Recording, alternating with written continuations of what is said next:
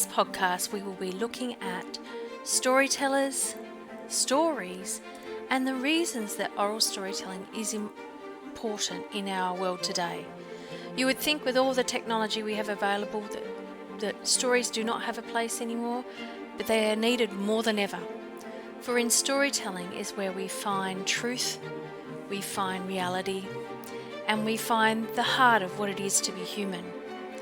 Welcome to the heart of storytelling. My name is Alyssa, and let's go on an adventure. Welcome to this week's episode. In this episode, I speak with Corinne Harragin, who's in Bristol in England.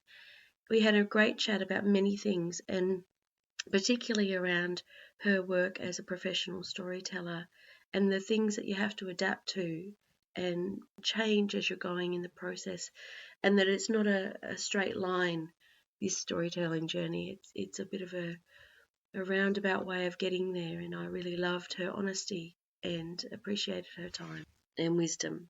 I hope you enjoy the interview. Welcome to this week's episode. This week I'm speaking with Corinne Harragin from Bristol, and I've been a bit of a super fan, stalking her on social media for a little while. So tell me a bit about yourself, Corinne. How did you get into storytelling? Yeah, well, thank you for having me on your podcast. It's an honor to be here, and a lovely opportunity to connect with another storyteller and yeah, just kind of go through it all a bit. So how did I become a storyteller? Completely by accident, actually. I always wanted to be an actor. I loved performing, I loved theatre, I loved the drama and stress of rehearsals in school plays, and is it going to happen, is it not, what's my costume going to be, the sort of the real acceleration of drama kind of worked quite well against the backdrop of adolescence. It sort of worked quite well for me, doing theatre as a teenager. And then I kind of left school and went straight into working in professional theatre for a few years. And at the same time, kind of in between shows, when I was back in my hometown of Stroud, I would work in a cafe called Star Anise, which is a beautiful community Whole Foods cafe in the heart of Stroud. And I was washing up one day, just in the kitchen, and they had weekly storytelling. A storyteller would come in on a Saturday morning and tell stories to families. And on this particular Saturday, she didn't turn up for some reason, and all these families started arriving. And my boss Nick kind of turned to me with a twinkle in his eye and said, "You're a performer, Corinne. Why don't you do the storytelling?" And I sort of looked at my marigolds and my kind of this big pan that I was washing, and I thought, all right, I will take you up on that. So I went in and I took my marigolds off and I went into the little kind of room where they did the storytelling. And because I'd spent quite a lot of time working with children and I felt quite comfortable in the space already, it wasn't too daunting for me, and I was sort of powered by the natural hubris of youth. I kind of just went for it, and had background in theatre. And I told a story that I just remember really vividly from a picture book that I loved as a child, and just receiving the attention of a room full of children and parents, and leaning into the kind of spontaneous humor that you get if you don't plan something, but you have the attention of people listening, was like a real gateway drug to start my career in storytelling, which I probably wouldn't recommend to many people who want to have practical lives, but to those people who can't do anything else, it's amazing. So that's how I got into storytelling. And then obviously, I did all sorts of other things in between and alongside, and only for the last about 6 years have I been doing it full-time, professionally earning my living from storytelling. Wow. I mean, because I come from Australia, we don't have a lot of full-time professional storytellers. Um, and I mean, that would be something that I'd be really interested in learning more about. So how does one become a full-time professional storyteller? How does that work, and how do you build your practice, I guess? Well, it's not a straight line. I think that's a really, really important thing to remember. Mm, And I'm still, I would say I'm emerging still. I would say I'm a kind of early to mid-career mm, professional storyteller. And how does one get there? I think it's so right at the beginning, I I knew that I knew how to tell stories in spaces like, Whole Foods organic cafes where there's a kindergarten next door and families come in and they bring their children. And I knew how to tell stories in those sorts of spaces. So then when I moved to Cornwall, I went down to Falmouth to do an English degree down there. And I'd kind of taken on the regular storytelling weekly slot at the cafe in Stroud. So I knew what it was to kind of like tell as part of my weekly routine, to kind of prep a story in the week, get it ready, panic about it on Friday night, and then just go and just do it on the Saturday. So I kind of had that in my life.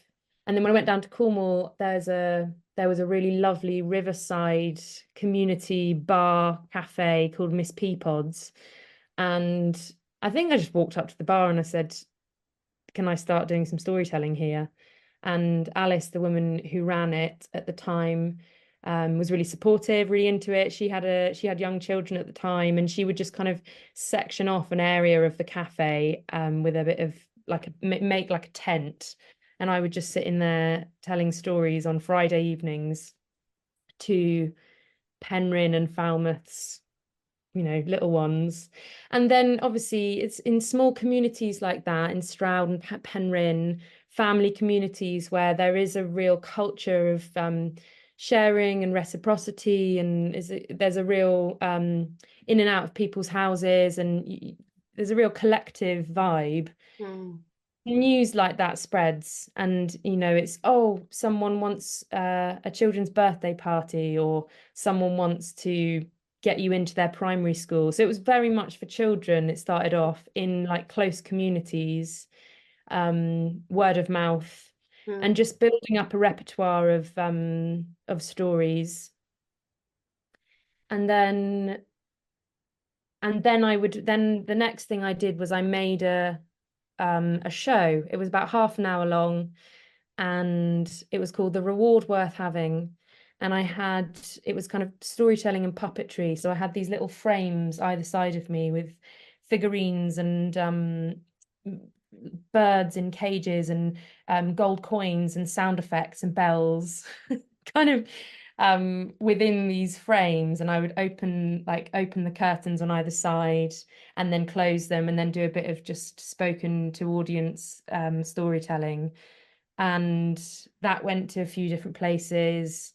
Um, and it just sort of grew from there. And then I moved more and more into I think the main I basically wanted to bring my kind of academic work that was very much more complex, advanced mm, in terms of post-colonial studies and romanticism and poetry and performance art, and all of these big kind of things that I was grappling with in an academic field, in an academic way.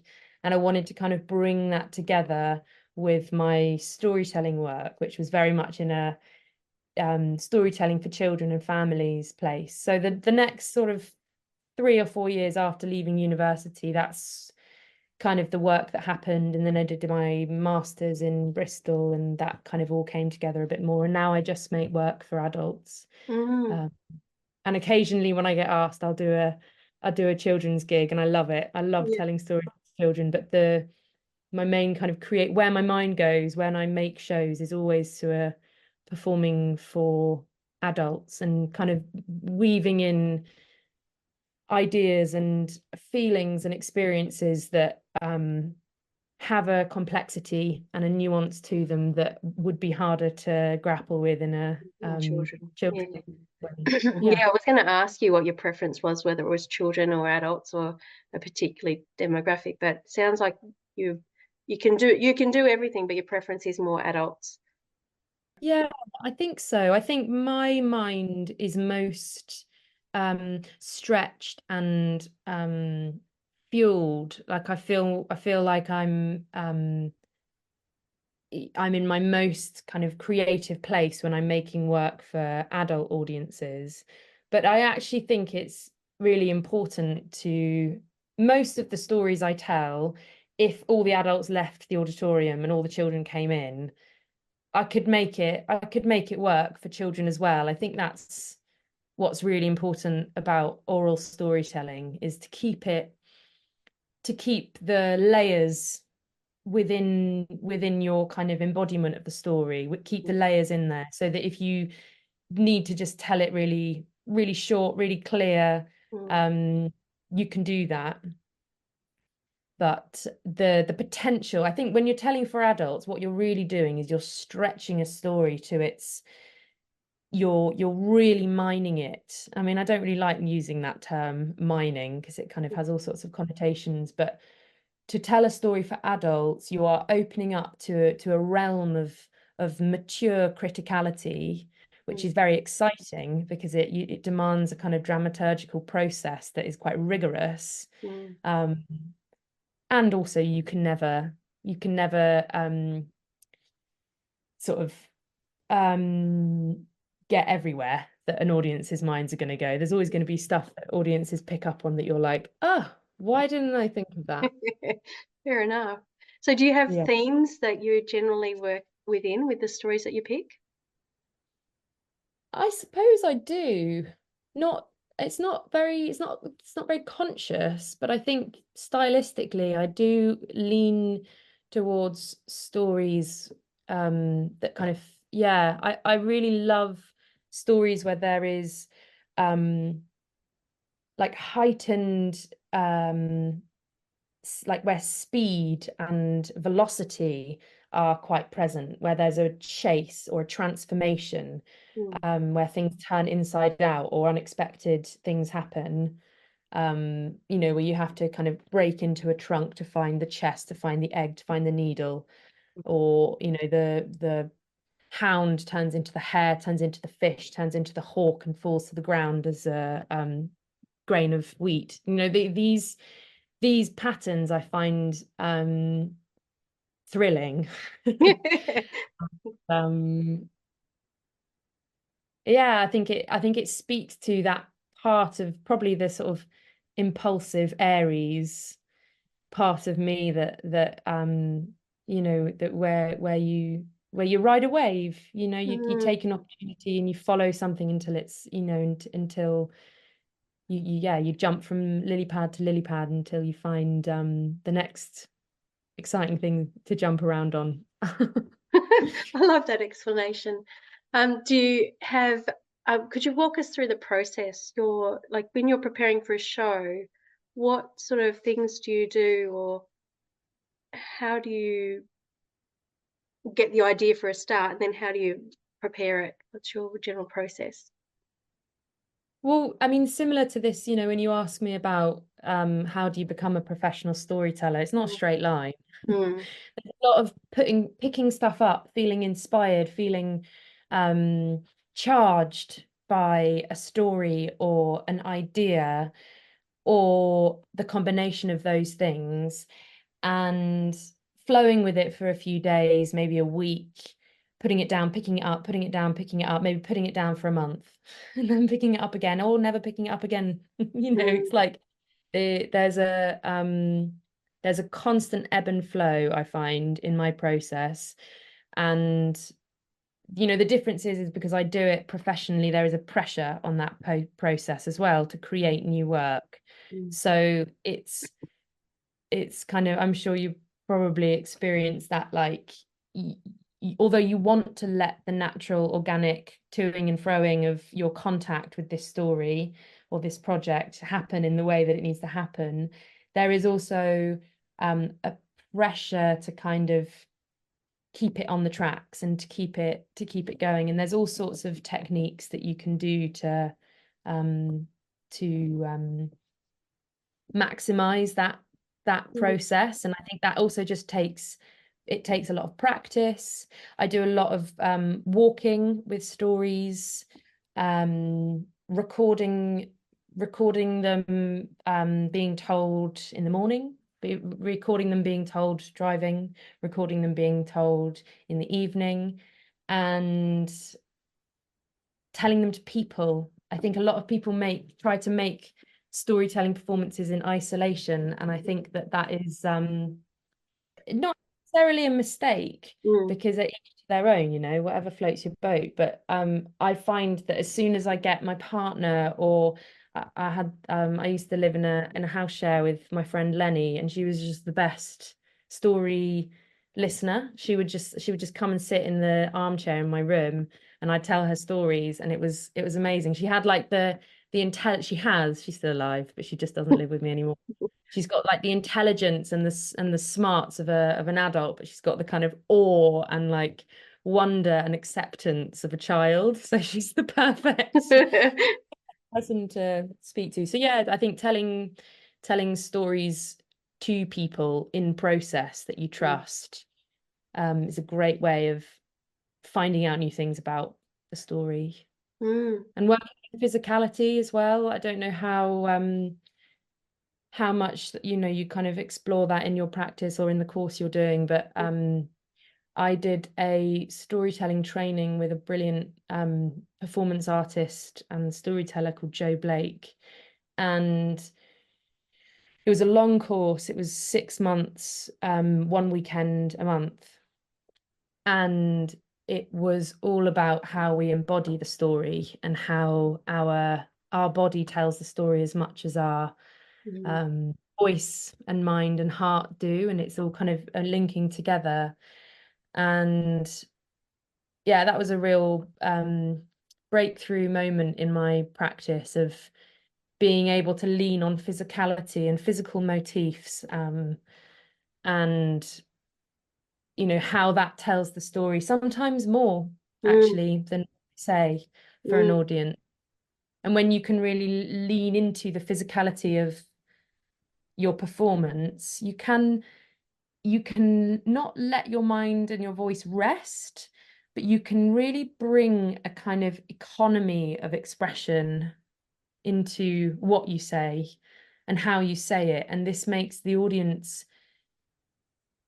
fill in the gaps, and they can kind of create a relationship in a far more they come to you. I think is probably the best way of saying it, but they will come to you. The opportunity for humor and physicality as well. Yeah, I think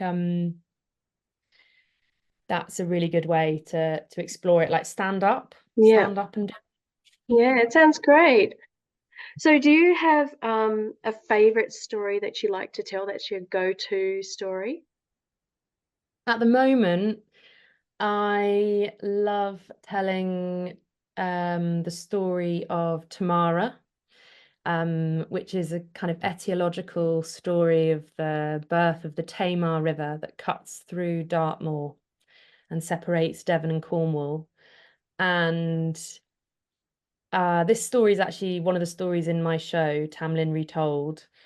And I've told it many times and always found it, before I kind of worked it into the show, that is, I told it a few times, and I always found it a bit kind of a bit flat, and kind of picked it up again more recently, actually just after reading a book by Steffi Harrop, who's also a brilliant writer, storyteller, teacher, and has put out this incredible book about contemporary female performance storytellers. And she talks about the practice, not as a kind of purist tradition. We're not storytellers from a pre-literate storytelling oral tradition, but our practice is informed by and inspired by folk tales, myths, and legends. And this way of framing it for me was really helpful, because it allowed me to kind of let go of getting things right and lean into being quite playful with a story, and drawing out the contemporary references, the references of, that finding the kind of the human aspects of a story, and building moments for humor and moments for connection within the story, without losing the tradition of the story and the kind of what makes the story ancient. Mm. So I kind of brought that into my work with Tamara, and it's just really fun to tell. It's like a fun story that is surprising and liberating, and I think every teenage girl should engage with that story. Do you want to share it now?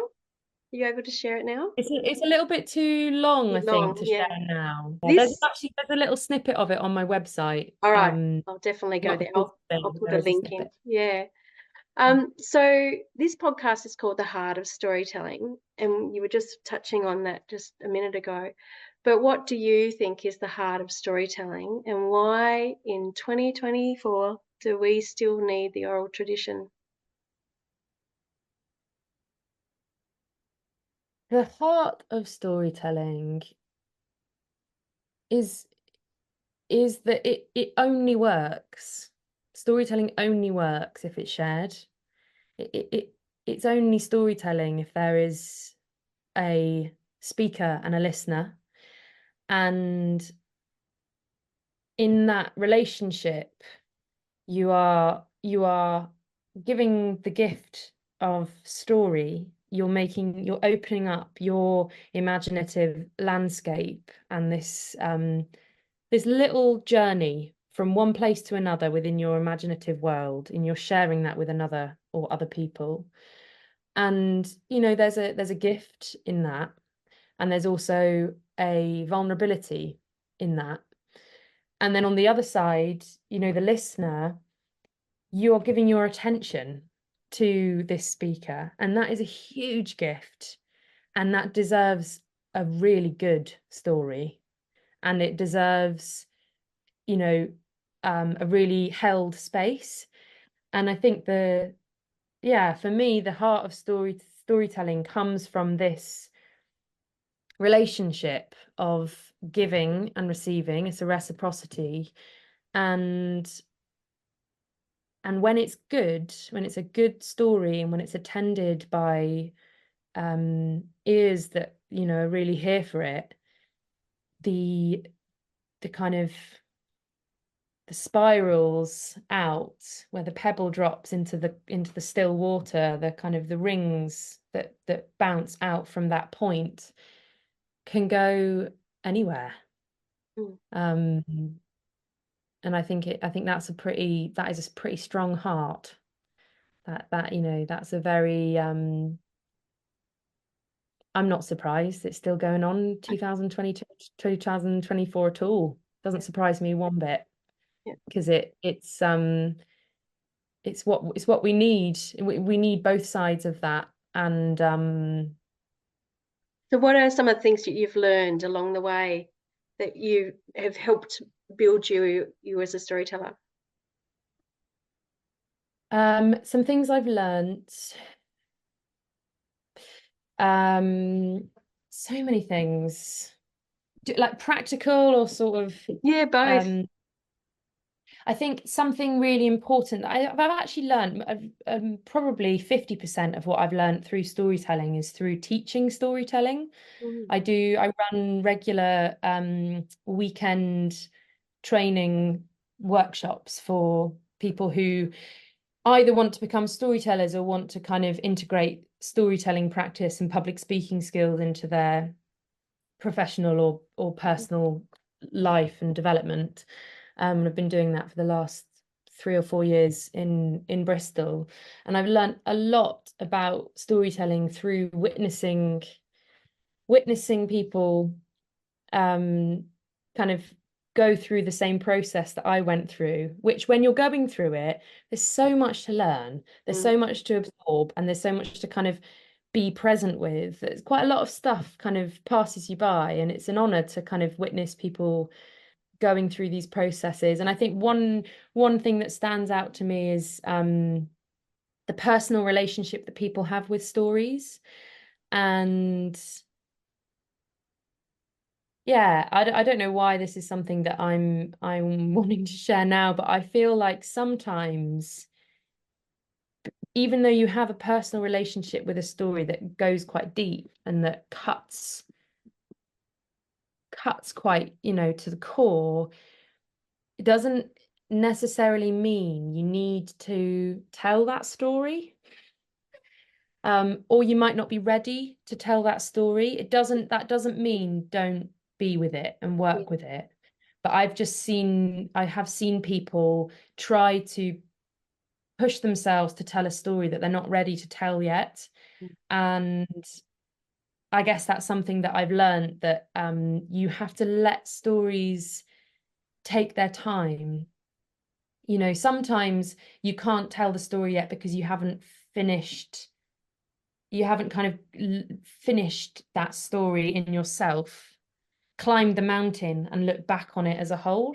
Like if you're trying to tell the story while you're still kind of on the quest of the story yourself, it can, yeah, a kind of patience, I suppose, a patience with storytelling, and a humility with it, because it obviously there's a kind of parallel lines of wanting to be seen and kind of wanting to feel the glow of people listening to you, and yeah, and that's wonderful, and we should all experience that, but you can't rush that. And yeah, taking time, I think, to work with a story.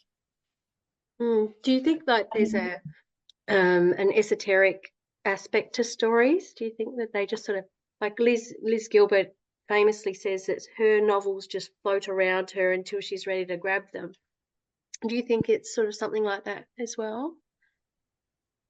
I think that's definitely one way you can look at it. Mm, If that works for you, mm, that's a great way of looking at it. I think you can look at. I don't think that's the only way. yeah.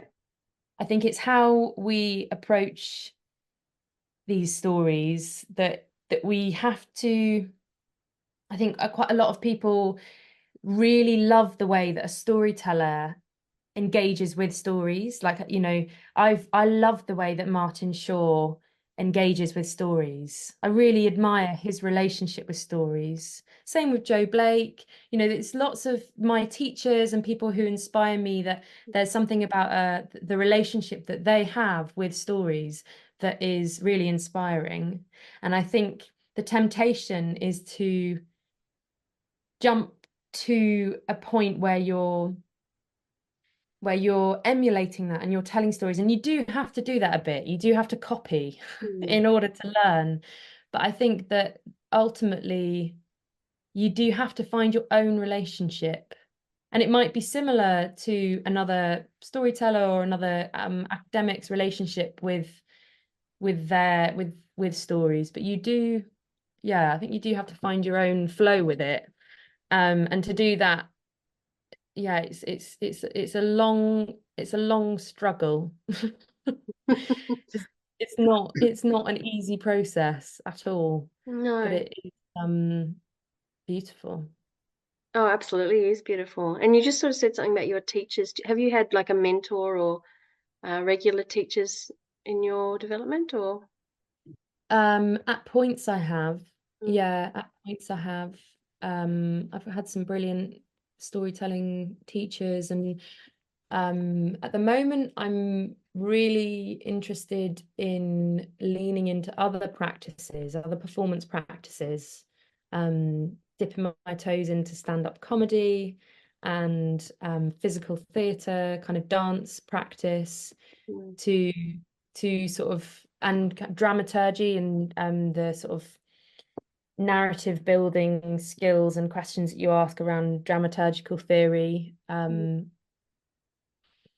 I'm sure at some point I'll dip into more storytelling courses or one-to-one mentoring. But yeah, I feel like at the moment I'm kind of wanting to, like, you get, I guess you get to a point with your practice where you have a good level of competency, but there are certain things that you want to challenge yourself in. So like drawing out more humor or more back and forth with the audience, or more physical skills. Like these are all things that you can go and you can sort of outsource in other disciplines. Yeah.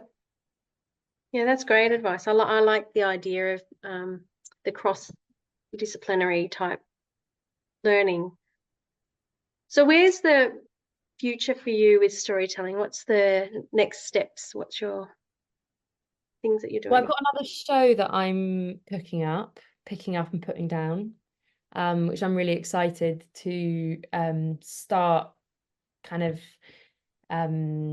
yes, to start working through. And it'll be a long process. It'll be, over a few years, I imagine.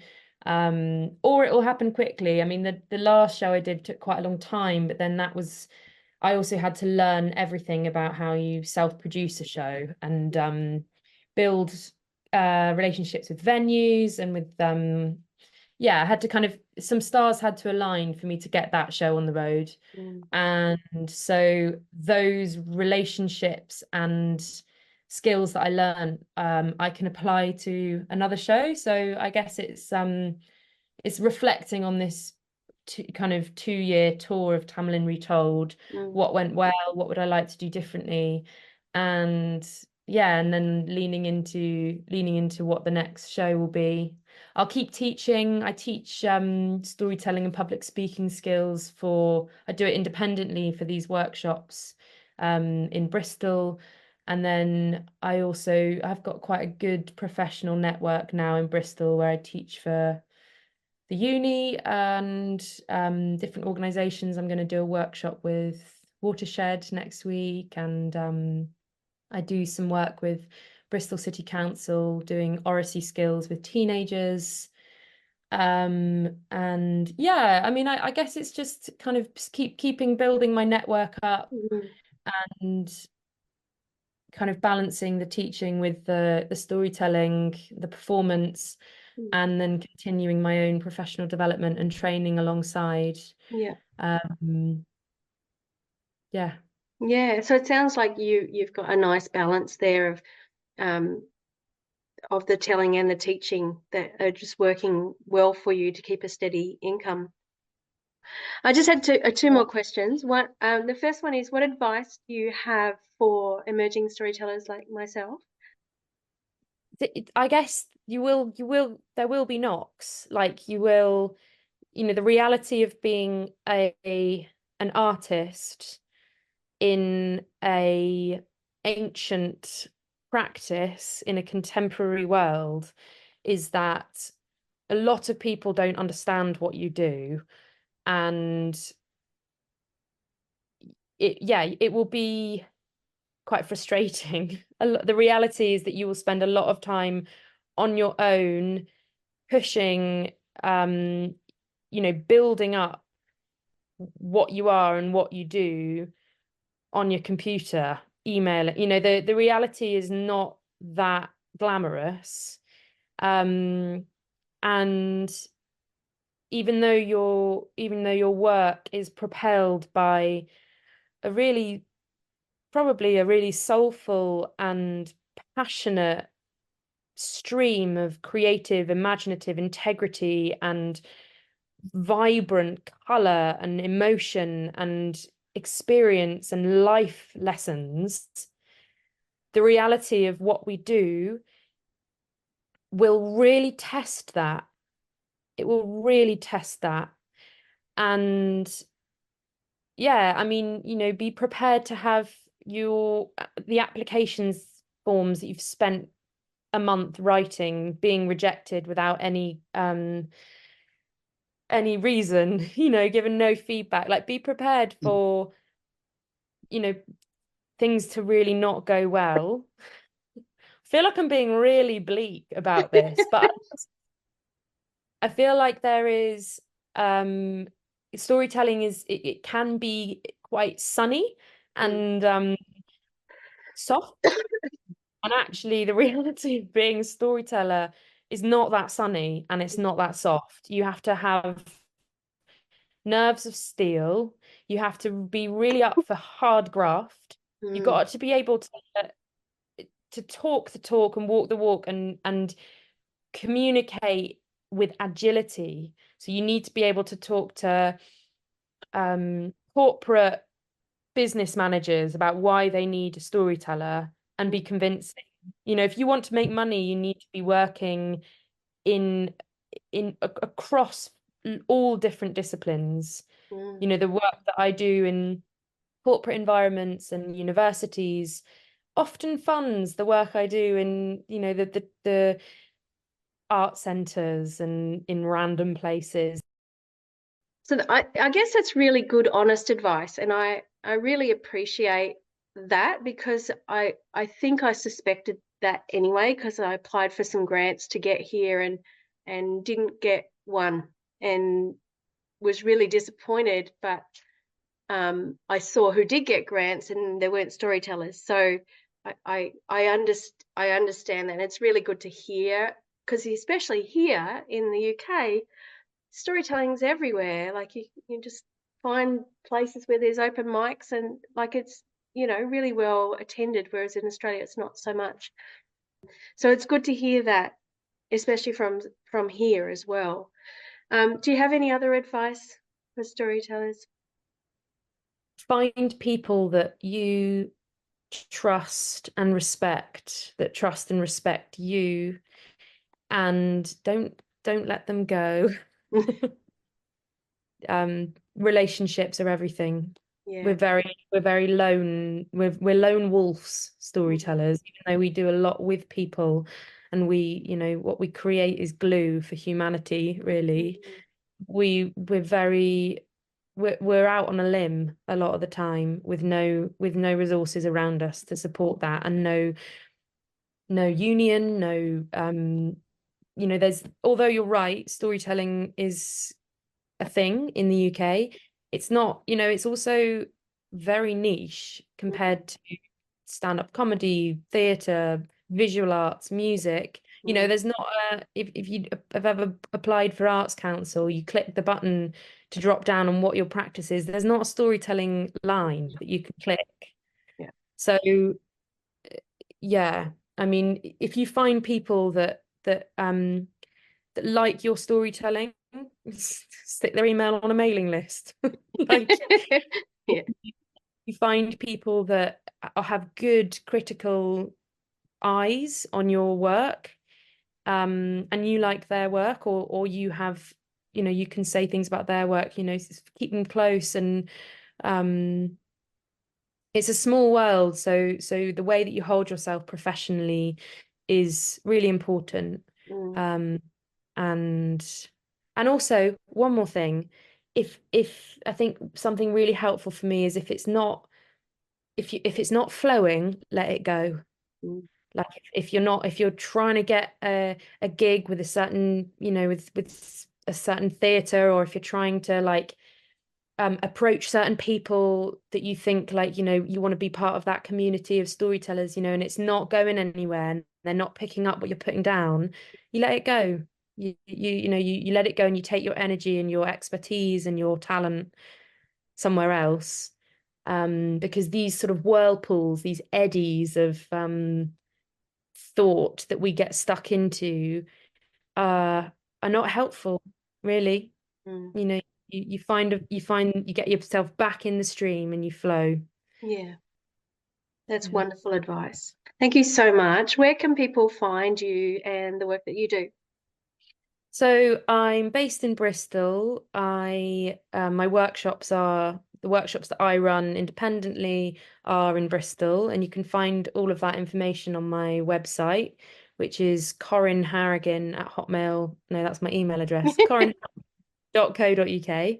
You can email me at corinneharragin@hotmail.co.uk. Get on Instagram, Facebook, and I think that's about it. Yeah, website, Facebook, Instagram. Maybe you could put it in the I'll put it in the comments. Yeah. yeah, No, so people can track you down and see stuff you've yeah. been doing. So thank you so much for joining me today. I've learned a lot, and it's so good to hear from someone who's, a few years ahead of where I'm at, but just to see the possibilities of the good and the bad. So thank you so much for joining me. Oh, thank you. Thank you for giving me this opportunity. You trust the storyteller to, ramble away.